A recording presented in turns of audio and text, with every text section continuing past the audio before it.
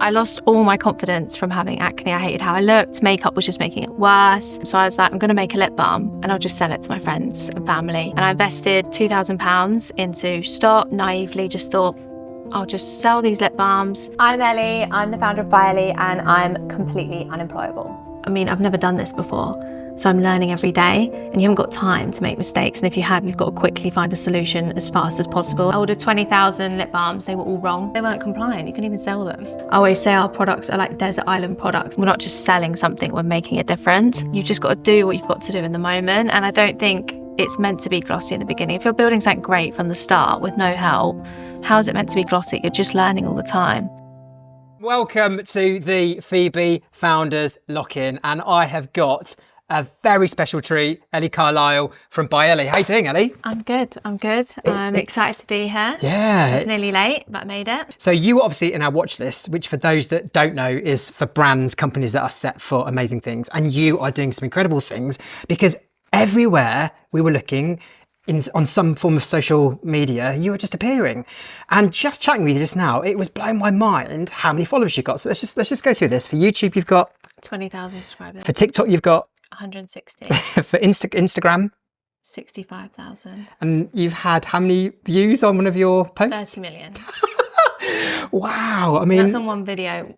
Quite a lot of our videos on TikTok get over 1 million views. That is incredible. 30 million views. So obviously that's good for business.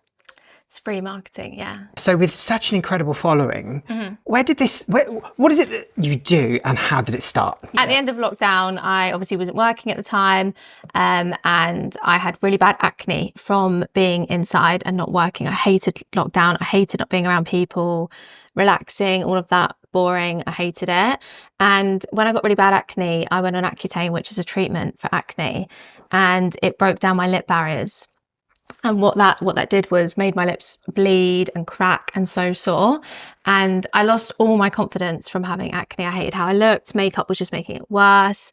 And now that my skin had cleared, my lips were just, everyone was looking at them. They were so cracked, they were bleeding so badly, and nothing on the market actually worked. And I realized that so many people had the same issue. And my friend at the time just had a baby, and she was like, put this nipple breastfeeding cream on your lips. And I said, I'm not going into Boots and buying that. It's ridiculous. And I realized there's actually no lip balms that didn't have natural ingredients in it that weren't actually serving this problem. They were full of oils, you know, to repeat buying them, and they were tiny, so you'd lose them. So I was like, I'm going to make a lip balm and I'll just sell it to my friends and family. And I invested £2,000 into stock, naively just thought, I'll just sell these lip balms, maybe make 4K back, go back to work. Lovely, great. That was literally it. And obviously that turned into a business, which I didn't think it would, but I ordered 20,000 lip balms. They were all wrong. That was my first big problem. Oh, shit. In what way? Because I just thought you could just order products. I sent them what I wanted Why were they wrong? like. I sent the formula because they weren't compliant. You couldn't even sell them. So you had thousands of lip balms? Yeah, and everyone's obviously then waiting to tell you, I told you so. And I was thinking, right, I've got to sort this out. They were all in my bedroom and at home, boxes of lip balms. You know, you can only hand out so many lip balms. That's a lot of boxes to have. Yeah, so I was like, right, okay, we need to get rid of them. So I got adhesive, like non-pill stickers, and hand stuck every single one with the new packaging when it got compliant and it got signed off. And I was like, fine, great. We'll do that. And how long did it take to do that? I've actually got an old one in my pocket that I brought you today. Nice. Look how battered it is. And I hand stuck all of these lip balms. Wow. I'll show you a new one in a minute, how jazzy it is. That one's, wow. It's been through a lot. Wow. But yeah, the fact you have that in your pocket, so clearly... I still use it. It was just in my bag. And, and I was in the car and Jess was like, what are you using that for? I was like, well, it's still going strong, actually. But yeah, so that was my first problem, but that's why I started ByEllie. And then I realized that there was a space of solution-based products that really worked, not just products that say they work, but don't work. And I really wanted to build a community around women who feel not confident using products, not confident in the makeup, you know, in their routines. You know, busy mums or people that aren't makeup artists don't necessarily know how to use all these products. And we just want things that work, and that when you're running out the door, you can use them and they work. And that's where the brows came into it. And the products that we've got now is always, can it work for all women? Can it be used for athletes? Can it be used for women that are going in the gym, busy mums? It's not complicated. I always say our products are like desert island products. I want you to use it every day, like brushing your teeth. I don't want it to be something you use when you go out on the weekend. And that's where we've built our social following, where we've built our community, because it's storytelling. It's these moments that women share every day in the mirror when they're going on their first date, when they're don't feel good about themselves and they've got bad skin. We look in the mirror every day, and it's so personal. And that's always where I've, shot our campaigns and everything, trying to show that behind the scenes and them moments that aren't polished, because that's the reality of routine and getting ready in the morning. I saw a post you did, which I thought was brilliant. I remember commenting on it because I thought it was just so lovely.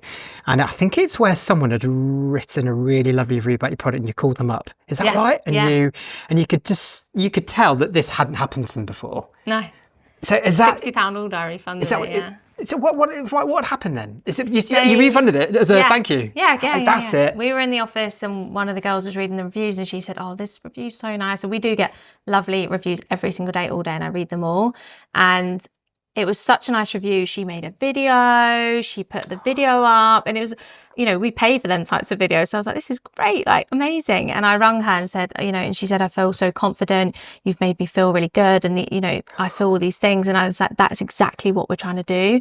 And she has no idea. And I rang her and just said, "Hi, like, thanks so much. How are you finding the products?" And we just had this conversation, and she was just telling me how much she loved them and how it made her feel good. And she was wearing them to work. And she was a big fan of the brand. I just said, "Look, we'll refund you. Like, just enjoy the products. I just really appreciate your time for making that video. You didn't have to do that."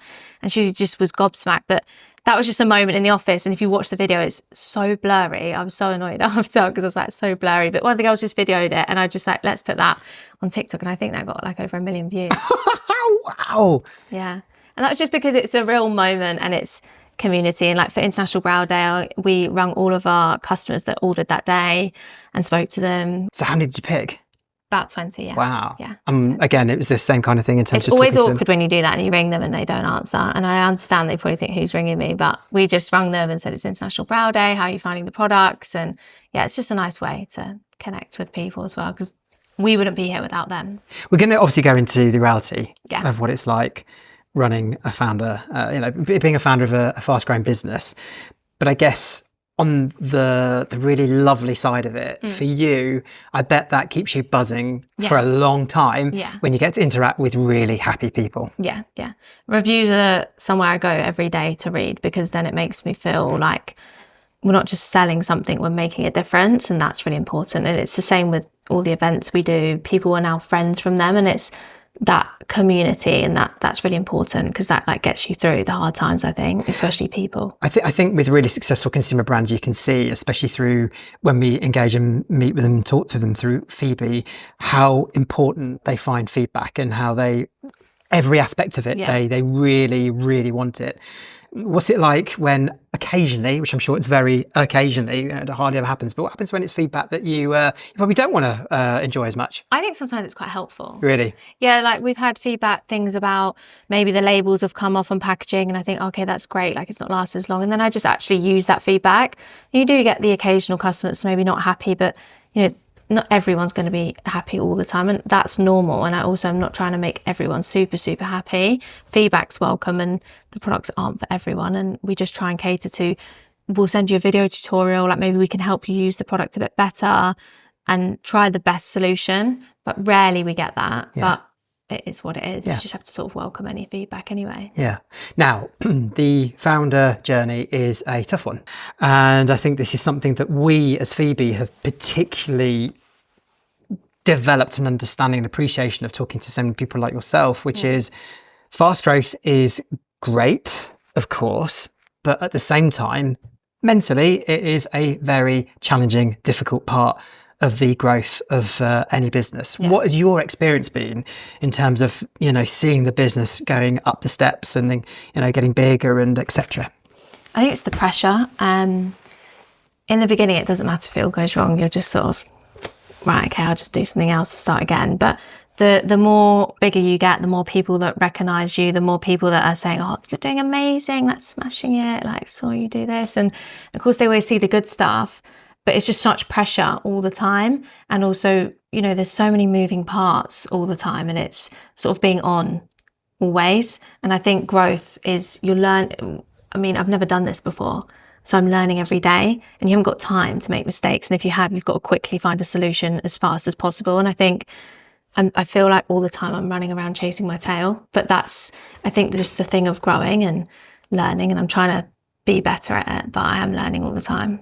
When you say chasing your tail, as in just sometimes it is impossible to ever be on top. You get rid of one problem, another one pops up, and you think, it's just constant fires, but you just get used to that. If I had some of the things that come up in the week when I started now, that would put me off, and I'd be panicking, and I'd be, really stressed. Whereas now I'm just like, oh, I'll deal with that this afternoon. Put that in my calendar. I'll See, deal it with was that later. just, chill a little bit. Yeah, because I've got to do something else. So that's fine. That, which would be a massive problem back then, but them sort of problems arise every day. So I just think, I'll deal with that later. And of course, at the moment, I mean, it has been for some time now. It just seems to be getting more and more like this. But founders are like celebrities. I mean, there are some founders out there who are, the super successful ones that really are celebrities. But it's becoming a very, which I think it's a very trendy thing, isn't it? Right? Yeah. What are your thoughts on that?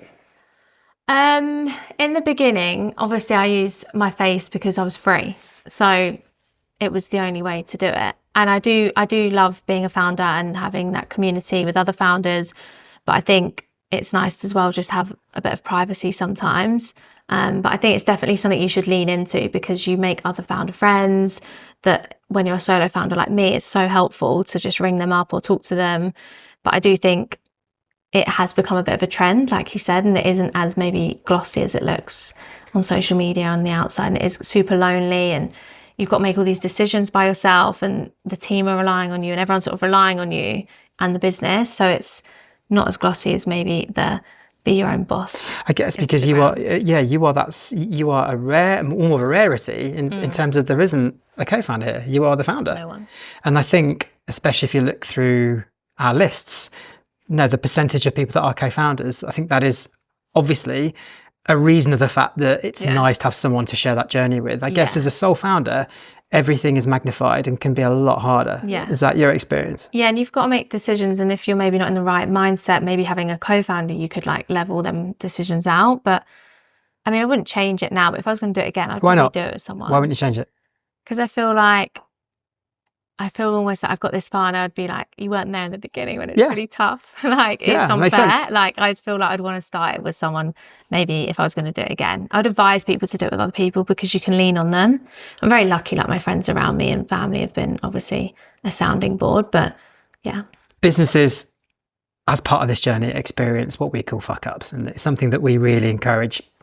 You're coming, aren't you, December? Yeah, cool. Yeah, it's something that we really encourage because it's quite British, isn't it, to talk about your mistakes? It's quite we tend to, and I think the Americans tend to be a lot better at that, because it's part of the DNA of being an entrepreneur that you go through all these mistakes, and it makes you eventually this much better version of an entrepreneur. What are some of the biggest mistakes that have there been moments where you've had, oh shit, this is the end?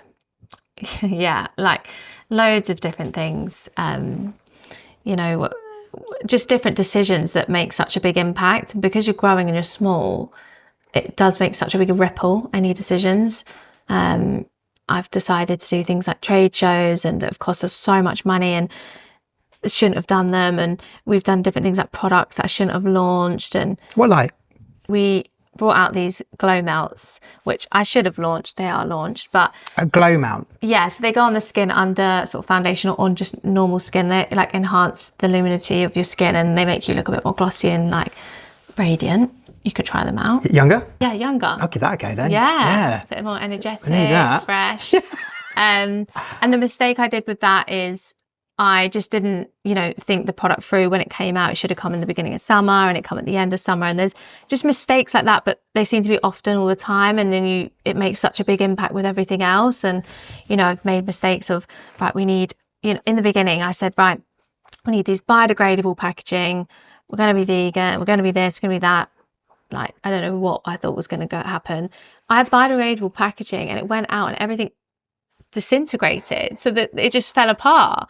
It was a disaster. I mean, I'm laughing now, but I bet that was horrendous, right? It was horrendous. And looking back, I think, what were you thinking? Like, why did you do that? And I think that all the time, like what stupid mistakes all the time that I've made. Like we got our own warehouse because I packed everything at home. I had friends and family helping me, thousands of orders a week. Then we got our own warehouse because I just thought that was the right thing to do. Like we outgrown my front room and the shed. There was nowhere possible it could go. You know, I needed a pump truck. I mean, where'd you get one of them? I asked for one for Christmas a pump truck. Do you know how many pallets of stuff got delivered to my house? Really? Yeah, and I had to drag it up the drive, wheelbarrow it in, carry boxes, because I live on a tiny little narrow drive. Like it just wasn't cut out for that. And I got our own warehouse and thought, right, this is the right thing to do. We'll get a warehouse team. Disaster, like, you know, all the health and safety problems with the warehouse, this giant warehouse which we outgrew in like 2 months because it was just full of stock, all the things wrong with having something like that. And their mistakes now, I just think we'd have so much more money if I didn't do them. But the things that I've learned. Because can you let go? Yeah, it doesn't eat at you and consume. No, because there's things that we used to do, like live packing on TikTok and Instagram. And that was how we got our community like bought in. And I'd be in there in my pajamas in a onesie, or like on Black Friday, I'd be live for 12 hours talking to people and jumping around and blow up elf costumes and doing all this crazy stuff to get people involved. And now I look back, I think that was just bonkers, but it's built community. So there is that as well. So it was worth it. And there was also a slightly sticky moment with on Sephora. Is it when all of a sudden you just literally, the product blew up? Literally, you just couldn't fulfill the orders because there was so much demand, which is such a great thing, but actually can be horrendous by the sound of it. Yeah, we've had a few things like that. So obviously when I was just ordering the stock on a bit of paper and just hoping for the best that we'd have enough stuff, we had an influencer actually post on TikTok in the US, and we sold out more than we had because I wasn't really putting the right numbers in on the website because I was just thinking there's no way we're going to sell out this stock. And in the first hour of that morning, we made 60k. And I was sitting in bed and I called my mum in and I was like, what do I do now? Like, I don't know what to do. Like, and we'd sold everything we had and more. We didn't even have it. And I had to call everyone to come round. We were packing like crazy. It was just bonkers. And it blew up, but I luckily put a wait list on and a pre-order, and that money enabled us to do another order because people pre-ordered, and I said it would be there in 6 weeks. It wasn't, it was there in 3 months, but people bought into the brand and wanted to be a part of it. And that was like we've had loads of different buzzes like that, but that was one of the main buzzes. And like you said, when we went into Sephora, that was really exciting. And I emailed every single person that worked at Sephora. I messaged them all on LinkedIn. I think they were on the verge of blocking me if I didn't keep harassing them. And this buyer got back to me and she said, I love Brow Shape. I wear it all the time. Sent me a picture of her bag and it was in there. And I was like, you're kidding me. You already got it. And then she was like, yeah, of course. Like, let's have a meeting. And this is so cool. So you were literally in there. So you were sending loads and loads of messages to loads and loads of people. All day, every day. But there was one person who was a fan. Yeah. And so, I mean, isn't that in itself a great story though, which is there are going to be so many rejections and so many, you're going to get ghosted so many times, but all it takes is one. Yeah. And look what happened. Yeah. Yeah. And we've got a great relationship now and she's great. And we were like, right, we're going to get in the store. And, you know, we did everything that I could afford to do to make it a buzz. And then the next problem was, okay, they said, right, here's our order. We need, you know, all these thousands of orders to go in. They're like, can you send us the barcodes? And I was thinking, barcodes? I don't know any barcodes. And I was like, we've got our own warehouse. I just do everything by paper and we've got the team in the warehouse. And I was like, barcodes, yeah, no problem. Just give us, you know, we've then had to barcode 60,000 units of product by hand. We had takeaways in there. We were all having Friday nights in there, Prosecco in there. Everyone was barcoding by hand stickers each product because it had to go there. And then sorry, Ellie, but what's it when you say barcoding? So what is just what is the process to barcode? Like, literally like a barcode like that, but they were stickers because they weren't already on the packaging. So you had to stick them on, and each barcode is a different like SKU number. So then when Sephora get them, they can scan them, put them in the right place. But I didn't have that before because it's just my warehouse. I knew where everything was. So they're being printed out and literally manually being stuck onto each product. Yeah, we had reels of them. I'll show you some pictures after. How many thousands do you think you had to do in stick? We had to do 60,000. 60,000? Yeah, we had to do everything, yeah. And you know, it wasn't like we had time either. We had like 2 weeks to do it. And I actually went away because we had a trade show in America. So I went away for that and all my friends and family were in there having takeaways. Everyone was barcoding. Anyone and everyone that I could get to barcode. I was taking it home. I was watching telly. I was taking it round to my nan. You can do a box. Yeah, just do that box. Everyone that take it home. And if you're not doing anything, can you just do a couple barcodes? Wow. Yeah. So you've got some people that really stand by you, which is lovely, isn't it? Yeah. That's really good. So with the with where this, actually, I'll tell you where is a nice place to go is going back to the following that you've got. Yeah. It's not at all easy. No. At all to get that kind of traction, to get that kind of following. I still run all the social channels and post all on them. Right. So day. if you, what's so lovely about these stories is being able to help people that might be watching them. Yeah, of course. And so are there any like nuggets that you think that could really help somebody to just start to get that following better? Yeah, just tell your story and tell your why. And if you don't have one, just think of what the product or service you're doing has an impact, and then explain that to people. And you'll feel like really repetitive. You'll feel like you keep saying the same thing. But I've told my brand story so many millions of times, and I still get people say, oh, I didn't know you started with a lip balm. Oh, I didn't know you had acne. I didn't know this. And it's constantly keep telling people your story, because they might not buy into you the first time, but they might buy into you the 6th video, and they want to, people buy from people, and it's free to tell your story. Use yourself, use your friends and family. Don't think you need to have a campaign, a big shoot. This, everything doesn't need to be perfect in the beginning. It's not meant to be. People want to see the grittiness and buy into it. They don't want to see this amazing campaign. It's not going to sell because people don't know who you are or where they're putting their money. We have this big disconnect from massive corporate brands, and we all love these startups because we buy from people. We love helping them. And I think that's, your magical piece of storytelling. And don't overthink it. Like sometimes you think, what should my story be and how should I picture it? And I don't want people to think the wrong thing, and just be honest and be real. Don't overthink? Yeah, don't overthink at all. It's hard though, isn't it? It's hard not to overthink. If I take myself, a perpetual worrier, people pleaser, then the overthinking becomes overdrive and becomes something that actually becomes really quite destructive. Yeah, how do you not overthink? I can say easily what your why is. Your why is to help people, to connect to people, and you want to empower people. I just know that from knowing you. Can we write that down? That's good. That was really good. Thank you. That's great. And I just know that from knowing you. And maybe you don't want to document yourself, but get someone to document you being yourself, and that's telling a story. If you don't want to video yourself, get someone else to do it. Get your friends to film you. It's overwhelming, but you just got to keep doing it. Like, I had no money. I was like, I need to sell these lip balms. Like, I have no money. Like, I had to video myself, and it's embarrassing. I was 21. People say, oh, you're trying to sell your lip balms and doing all this and videoing yourself, but tough. Now look, we're in Sephora. Like, yes, people only want to say things because they're not doing it. Yeah. And you've got to take the risk and try. And storytelling, people are always watching our phones. We're always watching videos. It's the best way. I think just try and not overthink it. I must admit, watching myself back on these, it's a pretty horrific experience when you start. Yeah. But eventually you just kind of, you become a bit blasé. You just kind of stop looking at yourself and stop you start beating yourself up actually. Yeah. And you start just thinking more about listening to the story that you're being told, And so I guess the lesson that I'm teaching myself is the more you just start to do it, it gets easier, doesn't it? Yeah, because you're not so analytical. Yeah, giving value. I'll video myself telling people how to do things that I didn't know how to do, but I've learned to do. Yeah. And that's just free value. I'm not trying to keep a secret. I'm trying to help you, because I wasted about 7 hours trying to work out how to do something, and people like that. And that, you're sharing things with them, and just don't overthink it, I think. And I know it's easier said than done, but once you've done it a few times, I think post a video for 30 days and you'll crush that feeling. Yeah. And I don't even script our videos. I post, people think I'm crazy. I post on the spot. Like, I will record a voiceover in the car and I'll post it. And I don't think about it, because that is so spontaneous. I don't have time, but I just do it there and then. I post everything in real time. I don't even have anything to schedule. I wouldn't even know how to use it. What are the differences between TikTok and Instagram and YouTube?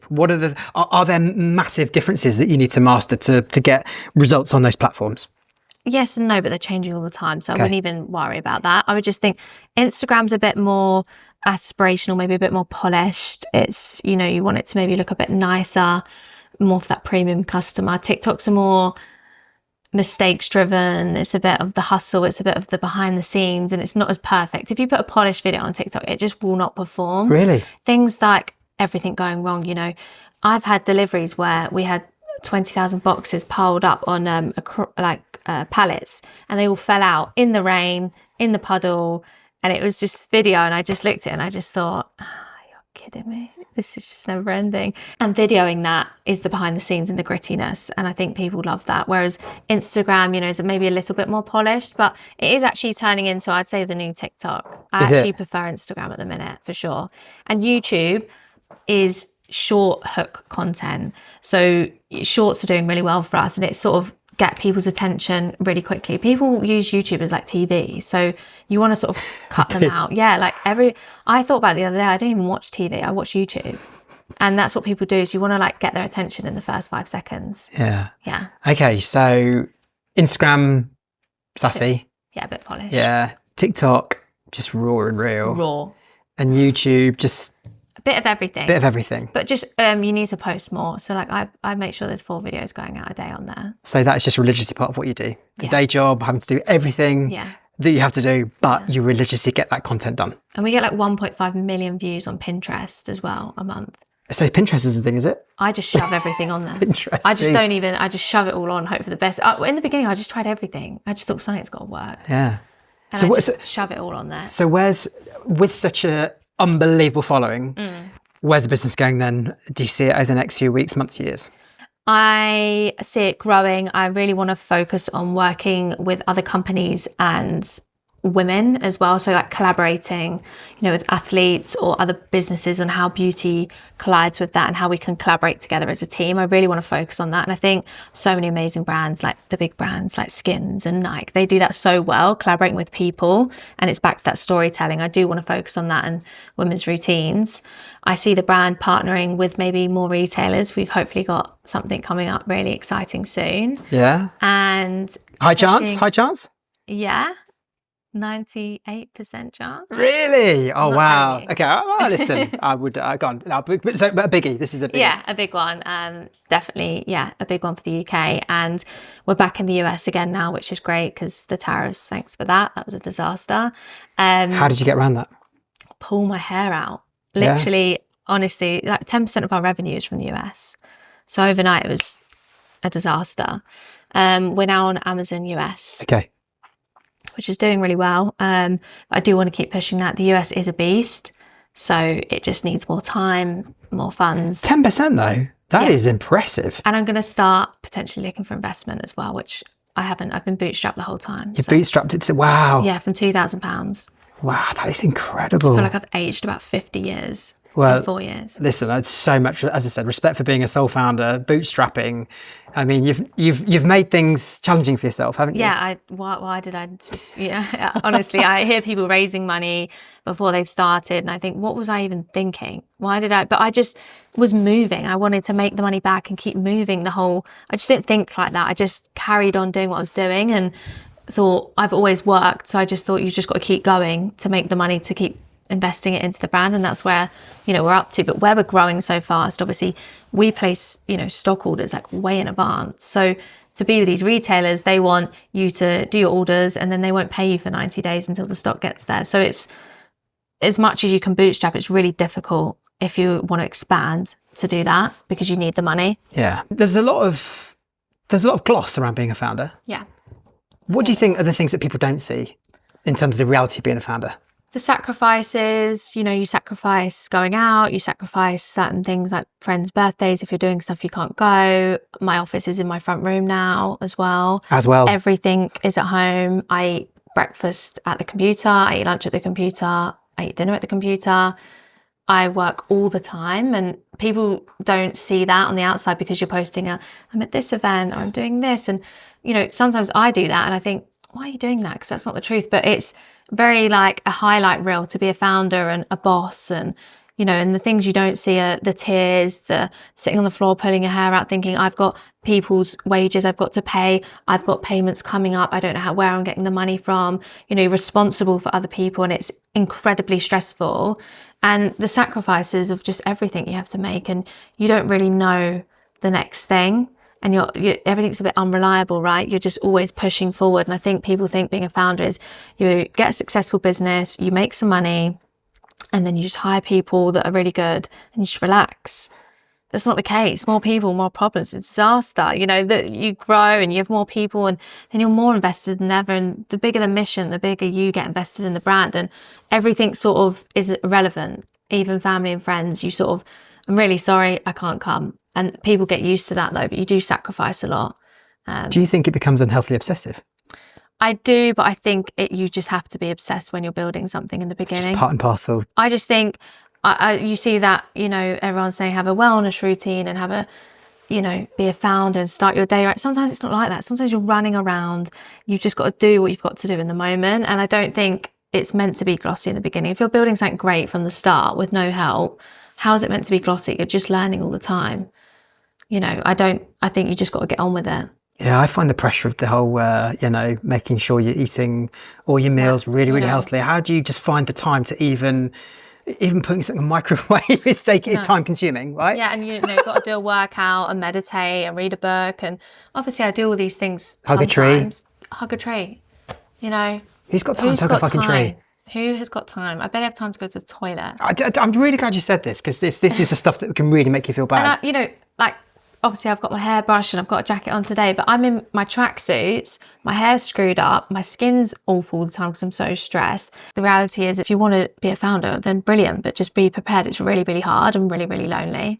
Have you got a good support system around you? Have you found that that's helped you get through this? Yeah. My mum and dad luckily are very much, I could say I wanted to do anything and they'll just believe in me. Oh. And they're the hardest working. Shout out. Who's the big mum and dad, I would tell you? Big Gemma and Matt. Oh, Gemma and Matt. They work so hard. They get up at like 5:30 for work. They've always worked. They work until late at night. They're the hardest working people I know. And they're just like, do what you want to do and what makes you happy and just be great at it. And they're real hardworking people. So I'm really lucky to have them. And my friends now have always been my closest friends, and they are so supportive. They'll pack, they'll try products, they'll be models. They'll do barcodes. They'll do barcodes. They'll drive transits up to London full of event stuff. They'll do anything, anytime, bank holidays. And we've had so many good memories, but I'm so grateful for them, because I'm someone that will always do what I want to do if everyone said no. But I've been very lucky to have them around me, just cheering me on. I could say I've made no sales this year and they'll be like, you'll be doing it next year though. You'll be doing it next year. They'll believe in me. And I've been really lucky, because in the beginning, when you get one sale a month, it's a bit, but yeah. Ellie, when you're only selling one product a month, what keeps you going and makes you not quit? I think the fact that I needed to make the money and I didn't want to disappoint anyone. I didn't want to let anyone down. And I've always struggled in sort of school and struggled in learning environments. So I've always thought I've got to do something different to make money, because I don't want to maybe do the things that everyone else is doing. And I've always been a bit of a wheeler deal. I'll sell anything. I used to sell clothes all the time. I used to buy jackets in the summer and then sell them to my friends in the winter. Even if I could just get an extra £10 on top, I was like, yes. Like, I've always sold stuff. I've always ordered clothes and like sold them and like tried to make other money around, you know, college and working. I've always worked as well. I've always just been a bit of a wheeler dealer. Like, it's in you, isn't it? Something, yeah. It's in your DNA. Yeah, I just always look at things and think, oh, you could sell that. And it was just, I think it was that determination. I look back now and I think you have so much determination in the beginning because you've got nothing to lose. All right, if I didn't sell them, I'd have all these lip balms, I'd get rid of them. But you've got nothing to lose, so you're just sort of constantly hyping yourself up, and no one, it's just you, so it doesn't matter. And I just kept going. I was determined to make some money from it. I was determined. And just tell me the story about you would literally go into a car park and put leaflets behind every single windscreen. I went to Blue Water car park. Imagine someone's actually got one of these leaflets. And I hand put, with my friend, we went around every single car in the car park. I printed out all this paper with barcodes on it for discounts. Because I thought, if there's a discount, a picture of a model with the brow product, and they'll buy it. And I think we had 2 people use the code, and we like hundreds of cars in Blue Water. But it was so fun, and it was actually, you know, I thought if we get caught, we're going to get in so much trouble, but I didn't care, because in the beginning, you'd do anything. I would still do that now as well. I think that is what I find so addictive about hanging out with founders, is that desire to never ever stop, just keep on going, and to do sometimes they're just quite frankly, it's just awkward, right? Yeah, and you just don't care, because you're like, I'm going to make this work. you sort of lose that. You're just gritty. You'll get on with it. You know, we've had so many things where I've just had to get on with it, because what else am I meant to do? I can't just freeze. Yeah. Your eyebrows are amazing. Thanks. I would love amazing eyebrows like yours. Do you want me to give you a makeover? Can we do it? Yeah. Right. Thank you. Let me get some brow texture. Where would you like me? You just stay where you are. Okay, all right, let's do this. Just hold tight there. Okay, so I'm going to have my What brow texture eyebrows in there? made beautiful. Okay, talk me through what's happening here, Ellie. We're going to transform your look. We're going to give you a little mini facelift. Yeah. So this is brow texture. This is one of our viral brow products. We've nearly sold over 100,000 of these on TikTok alone. Let's have a look. Very nice. Lovely branding. Imagine that it just broke. Hold on. And the idea is, we obviously, on my brows, they're like really flat and big, a bit more salon sort of results. This is more of a natural finish. I think this will be better for you. So, you ready? Yeah, I'm totally ready. Yeah, I'm looking forward to this. Okay, don't frown. Don't laugh. Feels good. Oh, yeah. I can feel the backcombing of my eyebrows. Is that what's happening? Yeah, of course. You're about to get really fleeky. Right, here we go. Just brush them up. And what this does is just add a little bit of natural texture and hold your brows in place. So if you want to go for a workout or anything, they'll stay in place. So this is now, protein shake, and then have a bit of a... Hug a tree, go and do a workout. Yeah, and have my eyebrows shoo-shooed. Yeah. Nice. Let me see.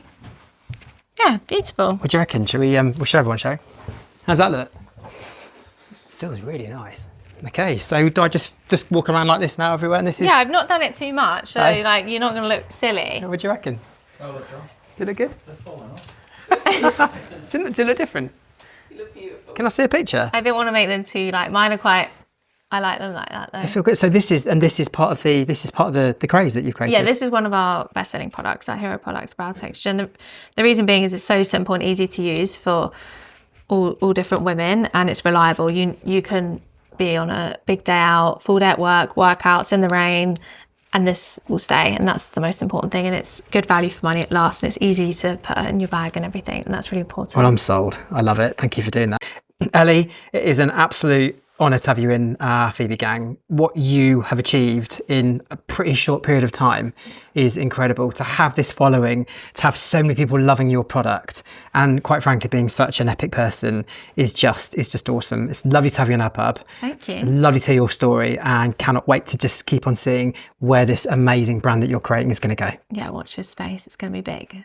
So we're in the founder lock-in. I'm joined by Ellie Carlisle. ByEllie. Yeah. Ellie, I'm going to ask you 6 questions. Don't think about it. Shoot from the heart. Tell us what you're thinking. We want to know your answers. Yeah. You ready?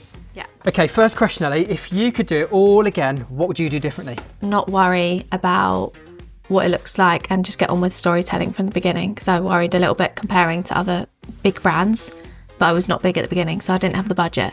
So do not compare yourself when you're just starting out, because you're not meant to be perfect. So sod it, just do it. Yeah, don't compare. Love that. What's one thing no one tells you about in terms of the life of an entrepreneur? That you never switch off. You know, you never have time out. You're always thinking about it. When you're asleep, you're thinking about it. When you wake up, you're thinking about it. When you're in the shower, you're thinking about it, because it's just constantly on your mind.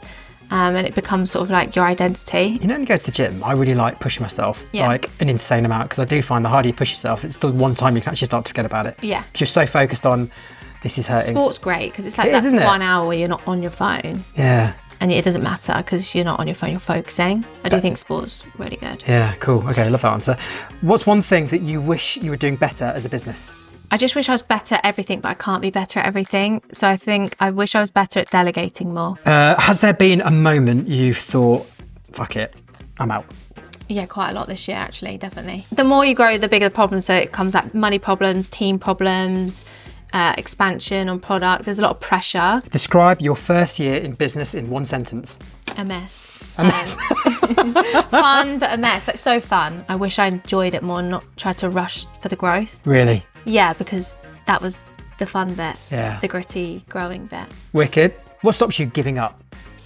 I've set out a mission now, so I want to complete it. I want to, you know, bring solution-based products to women, and I want to be in like every single woman's handbag, at least one product. That's what I really want to happen. So that's the goal. Yeah, I want to be like a British heritage brand that's, you know, really known and is way bigger than me. That's what I really want. On that note, thanks so much for dropping by our FEBE founder lock-in. Woo! Thank you for having me. We are having a game of darts with my lovely friend Ellie Carlisle. Ellie, take it away. Show us how good your darting skills are. Let's go. Just a bit of pressure. Okay, 6 darts. Okay, don't like. Sorry. you know. Yeah. Everybody. 5. 18. 4. Okay. Oh, I see. Okay, I got it a bit more now. Yeah, you got it. Okay, Ellie. 19. 18. 18. That is really good. That is good. Well done, Ellie. You smashed it. Well done. Just another afternoon at the pub. Bosh. Okay, there we go. Lovely jubbly.